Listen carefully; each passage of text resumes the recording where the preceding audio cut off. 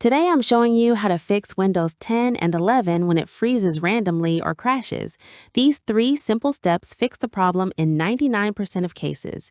Let's get started. What causes freezing?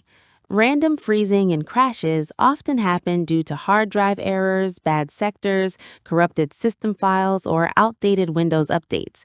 Let's fix all of these. Step 1. Check Drive for errors. Open File Explorer and go to This PC. Right-click on your C drive or whichever drive has Windows installed and select Properties. Go to the Tools tab. Under Error Checking, click Check. This scans your hard drive for file system errors.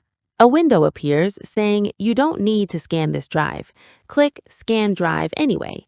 The scan takes 2 to 5 minutes depending on your drive size. Windows will check for bad sectors and file system errors. Once complete, you'll see Windows successfully scanned the drive with results.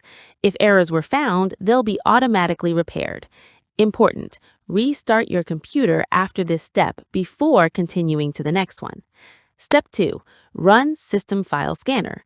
Click the search icon and type CMD. Right-click Command Prompt and select Run as Administrator. Don't just click Open. Click Yes when prompted.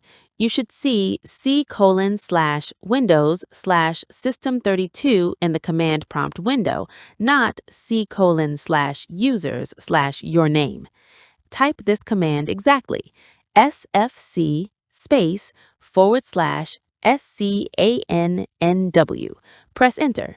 What this does: System File Scanner scans all Windows system files and repairs any corrupted or missing files. This is extremely effective for fixing freezing issues. The scan takes 5 to 10 minutes. Don't close the window until it says Verification 100% complete. Once finished, you'll see a message about whether issues were found and repaired. Restart your computer after this step completes. Step 3. Update Windows.